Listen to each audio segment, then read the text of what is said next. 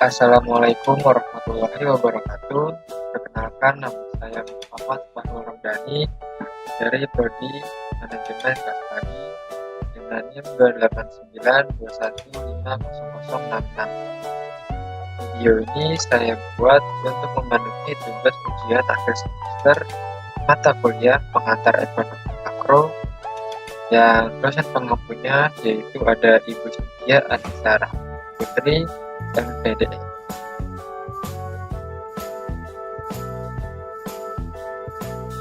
Nah, di video kali ini saya akan menjawab pertanyaan yang diberikan oleh Ibu Cynthia. Pertanyaannya yaitu, buatlah sebuah video pendapat terkait berita yang sedang beredar bahwa akan terancamnya perekonomian dunia, khususnya Indonesia pada tahun 2023, dan jelaskan apa yang harus dilakukan oleh pemerintah serta apa sikap kita sebagai rakyat biasa. Nah, apa sih berita yang sedang beredar? Berita yang sedang beredar adalah berita bahwa akan terancamnya perekonomian khususnya Indonesia pada tahun 2023. Dan apa aja sih yang dibahas dalam berita tersebut? Nah, dari beberapa sumber berita yang ada, tertulis ramalan yang akan menyebabkan krisis ekonomi dunia, dan khususnya juga Indonesia, seperti inflasi dan suku bunga, kebangkrutan massal, dan juga yang paling sering dibahas yaitu tentang relasi. Pertama, kita membahas mengenai inflasi dan suku bunga. Inflasi diperkirakan akan menurun secara global pada tahun 2023, tapi tetap tinggi. Dana Moneter Internasional atau IMF memperkirakan inflasi global akan mencapai 6,5% tahun depan, yaitu turun dari 8,8% pada tahun 2022. Dan negara-negara berkembang diperkirakan akan mengalami penurunan yang lebih sedikit. Contoh inflasi yaitu seperti energi dan bahan baku akan tetap mahal untuk beberapa waktu. Selanjutnya yaitu kebangkrutan massal. Singkatnya, ini pernah terjadi saat pandemi COVID-19. Saat itu, ekonomi benar-benar bisa dibilang hancur. Banyak bisnis yang bangkrut dan tak bertahan pada kondisi itu. Dan diperkirakan pada tahun 2023 bahwa keberangkutan global akan meningkat lebih dari 9% melampaui tingkat sebelum pandemi. Apalagi di tengah kenaikan harga energi dan suku bunga. Selanjutnya yaitu resesi. Resesi sendiri menjadi suatu berita yang sering dibahas. Nah, resesi sendiri adalah istilah yang digunakan untuk menggambarkan keadaan di mana perputaran ekonomi suatu negara berubah menjadi lambat atau buruk.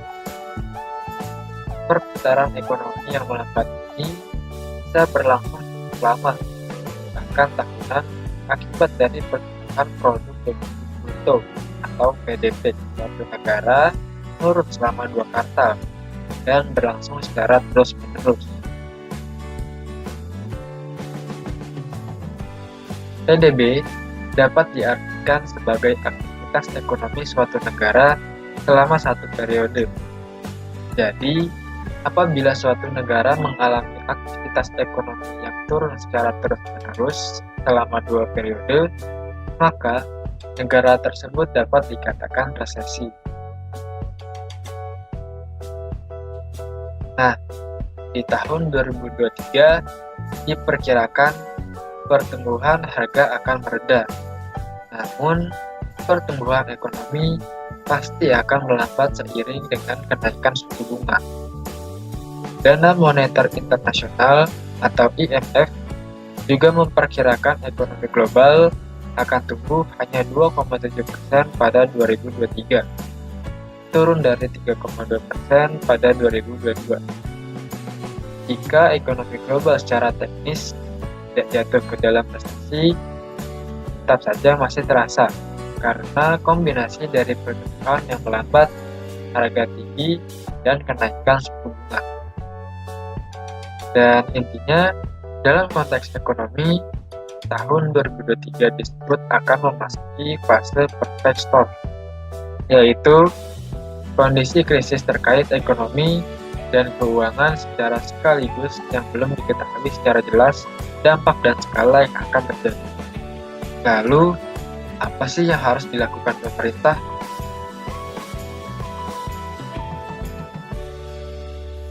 Nah, berikut adalah strategi atau upaya yang harus dilakukan pemerintah untuk menghadapi krisis ekonomi di tahun 2023. Seperti, pemerintah harus lebih prudent dalam mengalokasikan belanja dan jeli membuat target penerimaan negara.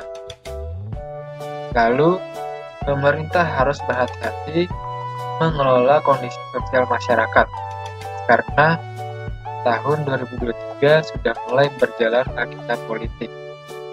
Juga dibutuhkan stabilitas sosial maupun politik yang menjadi prasyarat agar investasi bisa mengalir dengan lancar. Lalu, penguatan sektor ekonomi berbasis kerakyatan dan juga penguatan daya beli masyarakat terhadap UMKM. Selanjutnya, pemerintah juga harus memperkuat sektor UMKM, memanfaatkan kepercayaan dunia untuk mendorong investasi. Pemerintah juga harus antisipasi inflasi global. Kemudian, pengetatan kebijakan moneter, menjaga neraca perdagangan agar tetap surplus, dan serta menjaga daya beli masyarakat melalui penyaluran bansos. Dan bagaimana pendapat sebagai rakyat biasa?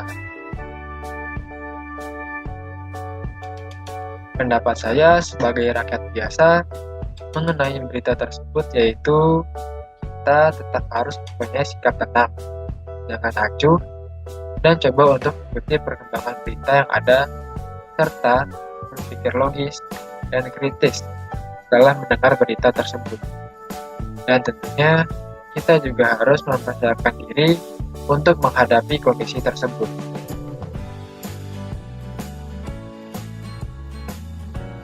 Adapun caranya, yaitu untuk menghadapi ancaman perekonomian tahun 2023, seperti mempersiapkan dana darurat, mencari passive income, meminimalisir pengeluaran dan hutang, menggunakan asuransi, serta aktif berinvestasi.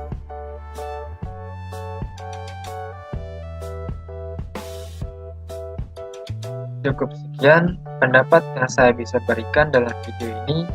Apabila ada informasi atau hal lain yang kurang baik atau salah, mohon maaf, dan terima kasih sudah menonton video ini hingga akhir.